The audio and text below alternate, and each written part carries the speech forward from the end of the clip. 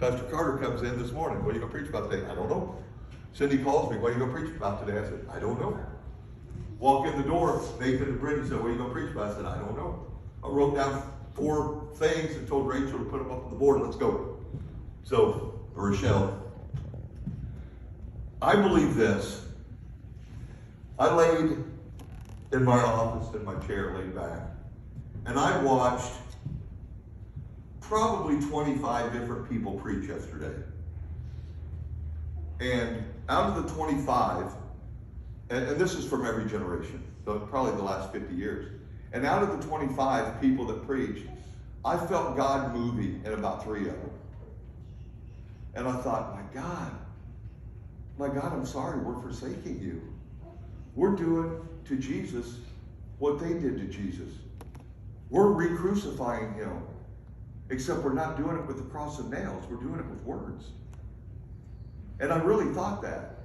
And I got on the phone and I called Pastor Carter and I said, I'm not a good pastor. I'm an evangelist. Pastor Carter, if you guys weren't here when he preached, I'm not building him up, just stating the fact. Listening to these guys. They taught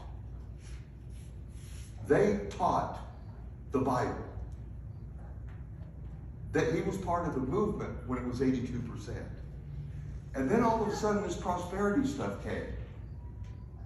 And we went from 82% to 51%. Does anybody have a bell going off in their head that's going ding dong? Ding dong. Where's the problem? It's not with the pastors that preach and teach. It's with the prosperity doctrine. Amen? Amen. It's not with doing it right. It's with doing it wrong. It's not from helping, it's from not helping. It's from not holding people's hands anymore in church and going, I'm going to do all I can. This is what God would want. I'm going to love you because this is what God would want. I'm going to help you because this is what God would want. This is what God will do. Amen? Amen. Now, I come up here and scream a lot like I did last week, and I actually enjoyed it last week when I was screaming. That's kind of me. I'm a screamer. But sometimes, to get a point across, you kind of got to do a level playing field at times. I make a goal with everything that I do. Actually, Austin and I, what Austin? No, it was Sterling. Had a conversation Tuesday or Wednesday of this week, and we were talking about music, and we were talking about this, and just out of the blue, Sterling had said something, and he said, I don't like being second best at anything. And I said, I don't either. I'm the first loser then. That was you, wasn't it? It was Sterling. Probably while he was in the bathroom reading his morning material. Just happened to be thinking about being called. I don't know why. Yeah? And I thought, when I got into this, when God called me, see, I didn't call me into the ministry. I didn't want this. I was very content with what I was doing, and I certainly had less problems. But when God called me in this, I promised God something. And if you've got a copy of the Power Source magazine, they did an article about me in that. And I told them this. This was in, what year was that? 14 or 15? 2014 or 2015. And there's a Christmas issue. They gave me the cover, and I'm very proud and humbled for that. But in it, they said, what are your goals? And I said, to lead more people to the cross than Billy Graham did. And as Ann Hillinger was continuously interviewing me, and it went on for days. Matter of fact, I think weeks, with little bits of interview that they do this. At the end of the interview, she said, this guy's Christ-filled. I don't doubt him. Because we've got something that Billy didn't have. We've got social media. We've got a way to reach a lot more people than he did. I'm not going to go right now today to the Philippines and preach in front of, 340,000 people when he did that? Like 340,000 people.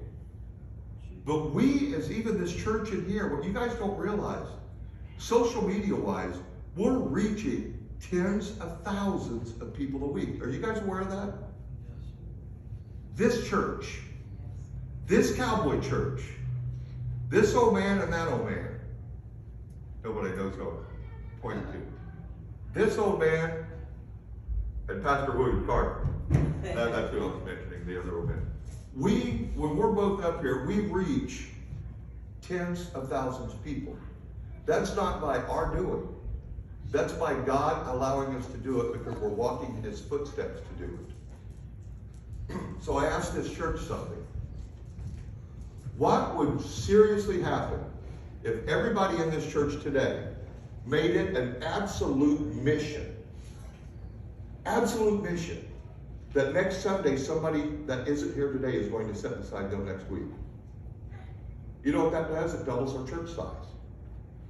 And then when that person comes, we ask one more person.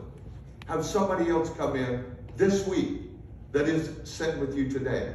You know what that does? That makes us full.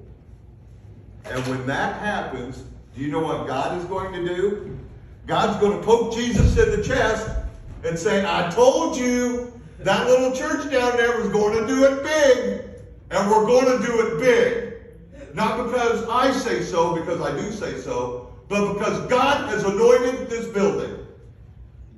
God has anointed these people in this building to serve him the right way, to grow the right way, to expand the right way, and to get out of this building into a bigger building and do the same thing over. We're anointed.